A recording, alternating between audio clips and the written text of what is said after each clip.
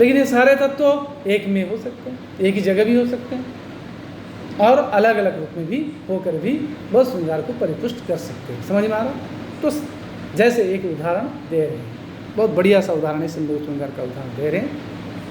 शून्यं वासगृहं विलोक्य शयना दुत्थाय किञ्चिशनैः निद्राव्याजमुपागतस्य शुचिरं निर्वण्यपत्युर्मुखं विश्रद्धं परिचुम्ब्यजातपुलका मालोक्य गण्डस्थलीं लज्जानम्रमुखी प्रियेण हसता बालाचिरं चुम्बिता। क्या है ये? वर्णन है कि एक कोई कक्ष है, एकांत कक्ष है। उस कक्ष में नई नई शादी हुई है, दोनों दंपति हैं, पति और पत्नी। पहली मुलाकात है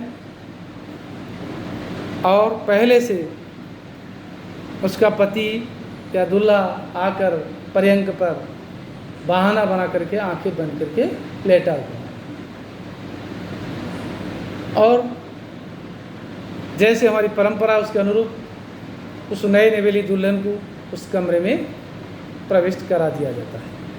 और वो प्रविष्ट होकर के जब पहुंचती है तब देखती है अपने दूल्हे या अपने प्रियतम सो गए नींद में। उसको पता नहीं है कि ये बहाना बनाकर जगे हुए। उसको लग रहा है, उसने देखा कि सो रही, तो सो रही होंगी। तब इसीलिए क्या किया ना, शून्यम वास गृहम विलोक्य। या ये भी हो सकता है, यहाँ जो शब्द है शयनाथ उत्थाय ये कह रहे हैं, तो इसीलिए इस शब्द से हो रहा है कि पति की पहले से पति नहीं था, पहले से दोनों ही थे और दोनों सो रहे थे, दोनों लेटे हुए थे। लेकिन दोनों लेटे हुए थे, लेकिन बहाना बना करके पति नींद में जैसे बहाना बना रखा है। तो प्रियतमा ने वहाँ देखा कि सो रहे, शून्यम वास गृहम विलोक्य। बोला ये वास गृह, रहने का जो कक्ष है शून्य है, यहाँ और कोई नहीं है उन दोनों के अलावा, उन दोनों के अतिरिक्त और कोई नहीं है। इसलिए देखकर, विलोक्य देखकर, शयनाथ उत्थाय, बिस्तर से पलंग से उठकर, किंचित शनैः शनैः, कुछ धीरे धीरे उठकर धीरे धीरे आराम से आहिस्ते आहिस्ते उठकर जगकर, निद्रा व्याजमुपागतस्य, नींद की बहाना बनाकर जो वहाँ पड़े हुए बिस्तर पर पति के मुखम निर्वण्य, मुख को देखकर, अच्छी तरह देखकर सोए कि जागे हैं, ये जब वो सुनिश्चित हो गई, बस को निश्चय हो गया कि ये प्रियतम सो रहे हैं, नींद में सो रहे हैं। सुचिरम निर्वण्य, अनेक समय तक उसने ढंग से देखकर निश्चय करके, विश्रद्धम, अब जैसे विश्वास हो गया तो विश्वास पूर्वक, परिचुम्ब्य, उसने क्या किया, प्रियतमा ने प्रिय के कपोल पर, गंडस्थल पर एक चुंबन दे दिया। और परिचुम्ब्य, चुंबन करके, चुमा देकर जैसे दिया, क्योंकि वो तो सो नहीं रहते, तो नींद की बहाना बना करके लेटा हुआ है, तो इसीलिए जगे होने पर जो स्थिति बनती है, जो सत्य की भाव माने अनुभाव होना चाहिए, अनुभाव उत्पन्न हो गया। अब देखिए अनुभाव हो रहा है, ठीक है ना। विभाव तो नायक नायिका है ही है, आलम्बन विभाव सुना घर है, और अनुभाव यहाँ हुआ कि उसकी चुंबन देना, फिर उसका रिएक्शन तो होना है। रिएक्शन क्या हुआ, न जात पुलकाम गंडस्थली नालोक्य, तो जैसे उसने चुंबन दे दिया, प्रियतम के गाल में, गंड प्रदेश में क्या हुआ, रोमांच उत्पन्न हो गया। ये रोमांच जो अनुभव है भाई, ये स्वाभाविक बात है, एक पुरुष और स्त्री के जिस संबंध में रोमांच होना स्वाभाविक बात है। लेकिन वो जब नींद में होते तो ये रोमांच नहीं होता, जगे हुए इसे रोमांच हुआ, ये उसको वो अनुभूति हुई। उसने देखा कि ये रोमांच हो गया, तब लज्जा नम्र की, अब शर्मा गई कि उसको पता लग गया अरे ये तो सोए नहीं, जगे हुए। तो लज्जा नम्र की, लाज के कारण, शर्म के कारण उसने नीचे की ओर मुँह करके रह गई। और प्रियेण हसता, प्रिय के द्वारा प्रिय जग गए, प्रियेण हसता बाला चिरम चुंबिता, जो प्रियतम हंसते हुए अनेक देर तक क्या चुंबन दिया, अनेक एक जगह अनेक चुंबन दे दिया, लगातार धारावाहिक चुंबन दिया। भाई इसको जब सहृदय सामाजिक कोई इस प्रकार काव्य सुनेगा, आप लोग सहृदय सामाजिक हो, जो भी पढ़ रहे हो सुन रहे हो, इसका मर्म को समझ रहे हो, इसकी ध्वनि को समझ रहे हो, इसके व्यंग्य को समझ रहे हो, तो आपको रसास्वादन हो रहा है, आप में रस की अभिव्यक्ति हो रही है। क्यों ना? विभाव, अनुभाव, व्यभिचारी भाव, सबका वर्णन और सबकी संयोग से आपको एक अलौकिक अनुभूति। यद्यपि आपको कोई लेना देना नहीं है, ना आपकी नायिका है, ना आपका नायक है, ना आप वो आलिंगन कर रहे हो, ना वो चुंबन दे रहे हो, ना वो चुंबन हो रही है, परंतु भाई साधारणीकरण न्याय से आपको रसास्वादन हो रहा है, रस की अभिव्यक्ति सहृदय सामाजिक में हो रही है। ये संभोग श्रृंगार का एक सुंदर अत्यंत उन्नत कोटि का उदाहरण है। तथा वैसे ही दूसरा उदाहरण दे रहे हैं, क्या है? तुम मुग्धाक्षिविनेव कंचुलिकया धत्से मनोहारिणी लक्ष्मीमित्यभिधायिनी प्रियतमी तद्वीटिका संस्पृशि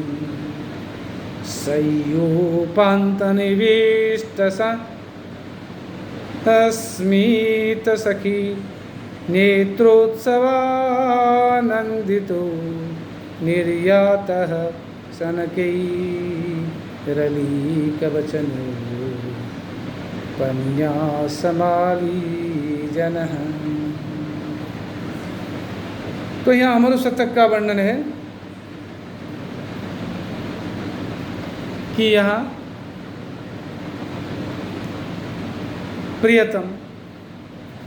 प्रियतमा से प्रियतम ने कहा कि हे मुग्धाक्षी, हे भोली भाली मुग्धे, मुग्धे अक्षिणी यशा सा मुग्धाक्षी, तत्संबोधने मुग्धाक्षी। हे भोली भाली नेत्र वाली, तुम कंचुलिकया बिना एवं बिना कंचुलिका के भी, बिना चोली के भी मनोहारिणी लक्ष्मी धत्स, अत्यंत मनोरम शोभा को धारण करती हो, तुम अत्यंत सुंदर लग रही हो। तुम्हारे कंचुक नहीं है, चोली नहीं है, फिर उसके बिना भी तुम अत्यंत सुंदर लग रही हो। इति अभिधायिनी प्रियतम, ऐसे प्रियतम के कहने पर, प्रियतम के द्वारा ऐसे कहे जाने पर, और दूसरा तद्वीटिका संस्पृशि, इतना कहकर फिर उसकी जो चोली है, ग्रंथि है, उस ग्रंथि के जो बंधन को संस्पर्श कर लेने पर, पकड़ लेने पर आगे और जो संबंध है, संबंध को और साकार बनाने के लिए एक स्टेप और आगे बढ़ जाने पर प्रियतम की, और क्या हुआ? न सयोपांत निविष्ट सस्मित सखी नेत्रोत्सवानंदिता सनकई अलीक वचनोपन्यासम आली जन निर्यात। भले सयोपांत निविष्ट स्मित सखी नेत्रोत्सवानंदिता, सयोपांत उस प्रियतमा जहाँ लेती हुई जो बिस्तर है, बिस्तर के पास हैं निविष्ट सस्मित सखी नेत्रोत्सवानंदित, मुस्कुराहट के साथ, मंदहास के साथ सखी के नेत्र के नेत्रानंद से आनंदित होकर आनंद विभोर होकर, माने बैठी जो सुंदरी जो बैठी हुई थी, जो प्रियतमा बैठी हुई थी सैया के किनारे, उस सुंदरी की जो हंसती हुई आँखों के संकेत से, वो मुस्कुराहट के साथ तो संकेत दिया, उस संकेत से सनके ही धीरे धीरे अलिक वचन उपन्यास आली जन, आली जन बने जो सखी जन, उस प्रियतमा के जो सहेलियाँ बहाना बना करके ठीक है काम वो काम, क्योंकि समझ गए भाई आगे क्या मामला होने वाला, और उनकी रहना यहाँ उचित नहीं है, अनुचित है, सर्वथा उनको एकांत में छोड़ देना चाहिए। इसीलिए बहाना बना करके सखी जन एक एक करके आगे चले गए। अब देखिए इस प्रकार का जब वर्णन कोई सुने तो सहृदय सामाजिक अंतःकरण में जो विभाव अनुभव विचारिक संयोग से रस की अनुभूति जो साधारणीकरण उपाय बल से चर्व्यमाण न्याय से एक अलौकिक ब्रह्मास्वाद सहोदर रस की अनुभूति हो जाती है, रसवाद साधन हो जाता है। इसको संभव श्रृंगार कहते हैं। परस्पर मिलन में सकारात्मक भाव में जो रस राज श्रृंगार की अभिव्यक्ति होती है उसको संभोग श्रृंगार कहते हैं। और विप्लम्ब श्रृंगार जो है वह 5 प्रकार का होता है। आचार्य मुमट के अनुसार क्या कहते हैं, ये विप्लम्ब श्रृंगार 5 प्रकार का होता है। संभोग श्रृंगार यद्यपि अनंत है लेकिन वो एक ही माना जाएगा, लेकिन विप्लम्ब श्रृंगार के 5 भेद है। कौन कौन है, अपरस्तु अभिलाष विरह ईर्षा प्रवास शाप हेतुक इति पंचविधा। दूसरा जो है अभिलाष माने इच्छा, विरह माने वियोग, ईर्षा यानी असूया, प्रवास यानी विदेश में जाना, शाप यानी अभिशाप के कारण से 5 प्रकार होता है। क्रमेण उदाहरणम, क्रमशः इनका उदाहरण देंगे। यही रहने दे, कुछ प्रश्न हो जाए, कुछ प्रश्न हो जाए। कल पढ़े विप्लम्ब श्रृंगार को 5 वेदों को, आज कुछ प्रश्न हो जाए। अस्ति चेत कश्चित प्रश्नः कस्यचित् कस्यचित् वा तर्षः अवश्यम पृच्छेत्। ये विप्लव श्रृंगार के 5 वेद एक बार दोबारा से बता दीजिए।